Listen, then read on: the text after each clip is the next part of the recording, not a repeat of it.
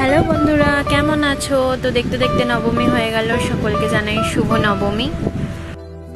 বোধন থেকে নবমী আনন্দেতেই বেশ, বিজয়ার পর সারা বছর থাকুক খুশির রেশ।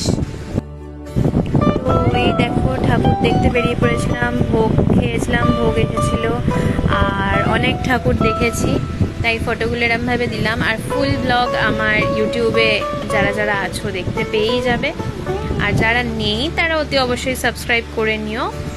আর এই ছিল।